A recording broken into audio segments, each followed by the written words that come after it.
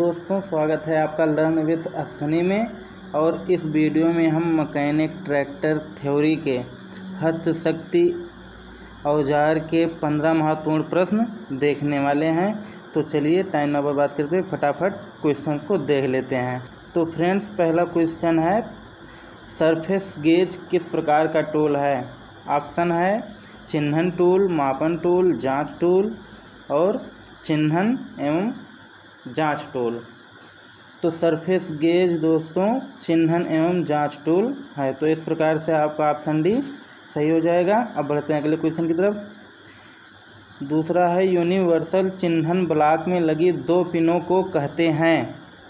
Option पहला है guide pin, दूसरा है एडजस्टिंग पिन, तीसरा है फाइन एडजस्टिंग पिन और चौथा है स्नग पिन। तो यहाँ पर ये जो दिख रहा है, ये जो 2 पिन यहाँ पे दिख रहे हैं, इन्हीं पिनों की बात हो रही है। तो इनको जो है गाइड पिन कहा जाता है। तो इस प्रकार से हम लोगों का जो है ये पहला ऑप्शन सही हो जाएगा। अब बढ़ते हैं अगले क्वेश्चन की तरफ। तीसरा क्वेश्चन है, माइल्ड स्टील की छेनी ग्राइंड करते समय कर्तन कोण कितना होता है? ऑप्शन है 65 डिग्री, 55 डिग्री, 45 डिग्री और 40 डिग्री। तो दोस्तों, माइल्ड स्टील छेनी को ग्राइंड करते समय उसका कर्तन कोण 55 डिग्री का होता है। तो इस प्रकार से हमारा ऑप्शन बी सही हो जाएगा। अब बढ़ते हैं अगले क्वेश्चन की तरफ। हाफ राउंड छेनी में फोर्जिंग कोण कितना होता है? तो ऑप्शन है इसका 40 डिग्री, 23 डिग्री, 20 डिग्री और 10 डिग्री। अब इसमें जो इसका फोर्जिंग कोण होता है वो होता है 30 डिग्री। तो इस प्रकार से हम लोगों का ऑप्शन बी सही हो जाएगा। बढ़ते हैं अगले क्वेश्चन की तरफ। इसकी काटने वाली धार 3 mm से 12 mm तक चौड़ी होती है। यह कथन किस छेनी से संबंधित है? ऑप्शन है साइड कट छेनी, हाफ राउंड छेनी, क्रॉस कट छेनी और समतल छेनी। तो यहाँ से आप लोगों का ऑप्शन सी सही हो जाएगा। ये क्रॉस कट छेनी के लिए होता है कि इसका जो काटने वाली धार है वो 3 mm से 12 mm तक चौड़ी होती है। अब बढ़ते हैं अगले क्वेश्चन की तरफ।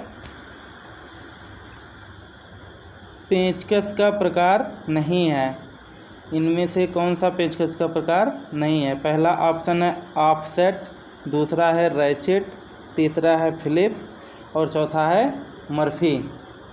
तो इसमें से ये चौथा वाला जो है ये पेंचकस का प्रकार नहीं है। अब बढ़ते हैं अगले क्वेश्चन की तरफ। इनमें से कौन सा पेंचकस का मुख्य भाग नहीं है? ऑप्शन है ब्लेड, शैंक, हैंडल और वेज। तो जैसा कि आप लोग स्क्रीन पर देख पा रहे होंगे कि पेंचकस के 3 भाग दिए गए हैं, जिसमें ब्लेड, शैंक और हैंडल दिखाया गया है, लेकिन वेज उसमें नहीं दिखाया गया। तो इस प्रकार से ये जो वेज है वो पेंचकस का मुख्य भाग नहीं है। अब बढ़ते हैं अगले क्वेश्चन की तरफ। पेंचकस का हैंडल किससे निर्मित हो सकता है? ऑप्शन है लकड़ी, प्लास्टिक, फाइबर या इन सभी से। तो जो पेंचकस का हैंडल होता है वह इन तीनों से निर्मित हो सकता है। तो इस प्रकार से हमारा चौथा ऑप्शन डी सही हो जाएगा, इन सभी से निर्मित हो सकता है। बढ़ते हैं अब अगले क्वेश्चन की तरफ। पेंच को खोलने का उपयुक्ततम औजार क्या है? तो पेंच को हम किस प्रकार से खोल सकते हैं, किसके द्वारा? उसके लिए ऑप्शन है, पहला ऑप्शन है पेंचकस, दूसरा है प्लास, तीसरा है स्पैनर और चौथा इनमें से कोई नहीं।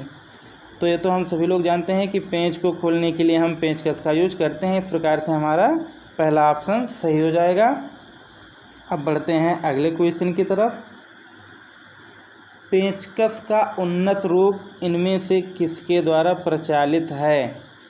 तो इसमें पहला ऑप्शन है मानव, दूसरा है शक्ति, तीसरा है ईंधन और चौथा है इनमें से कोई नहीं। तो जो पेंचकस का उन्नत रूप है वो शक्ति के द्वारा प्रचलित है। इस प्रकार से हमारा ये बी वाला ऑप्शन सही हो जाएगा। अब बढ़ते हैं अगले क्वेश्चन की तरफ। सामान्य रूप से किस प्लास का प्रयोग किया जाता है? मतलब जो हम लोग घरों में जिस प्लास का यूज करते हैं उसका नाम क्या है? तो ऑप्शन है लिप जॉइंट प्लास, कॉम्बिनेशन प्लास, लॉन्ग नोज प्लास और गैस प्लास। तो जो हम लोग घरों में यूज करते हैं वो कॉम्बिनेशन प्लास का यूज करते हैं, तो ये ऑप्शन हमारा सही हो जाएगा। अब बढ़ते हैं अगले क्वेश्चन की तरफ। इनमें से किस प्लास में कटिंग एज नहीं होती है?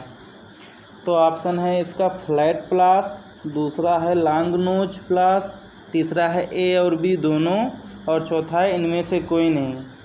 तो लॉन्ग नोज प्लास में कटिंग एज नहीं होती है। अब अगला क्वेश्चन देखते हैं।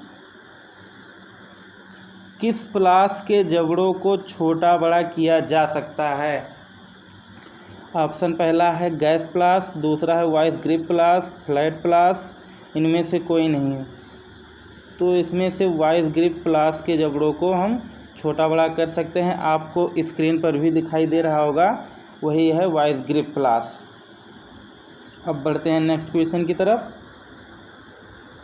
गैस प्लास के जबड़ों की क्या विशेषता होती है? पहला ऑप्शन है अंदर से घूमे हुए होते हैं, दूसरा ऑप्शन है या स्थिर होता है, तीसरा ऑप्शन ए और बी दोनों, और चौथा है उपरोक्त में से कोई नहीं। तो जो गैस प्लास होता है वो अंदर से कुछ घुमा हुआ रहता है, इसलिए इसका जो ये पहला ऑप्शन है ये सही हो जाएगा। अब आखिरी क्वेश्चन देख लेते हैं क्या है। चौकोर हेड बोल्ट नहीं खोले जा सकते हैं, ये किसके द्वारा नहीं खोले जा सकते हैं? तो पहला ऑप्शन है सॉकेट स्पैनर द्वारा, दूसरा ऑप्शन है डीई स्पैनर, डीई मतलब डबल एंडेड स्पैनर, जैसा कि आप लोगों को थंबनेल में दिख रहा होगा उसी प्रकार वही है डीई डबल एंडेड स्पैनर, जिसका हम लोग अधिकतर यूज भी करते हैं। उसके बाद है एडजस्टेबल स्पैनर, और उपरोक्त में से कोई नहीं। तो जो सॉकेट स्पैनर है उसके द्वारा हम चौकोर हेड बोल्ट को नहीं खोल सकते हैं। इस प्रकार से हमारा पहला ऑप्शन सही हो जाएगा। तो दोस्तों, अगर ये वीडियो अच्छा लगा हो तो प्लीज़ लाइक कीजिए, सब्सक्राइब कीजिए और शेयर कीजिए।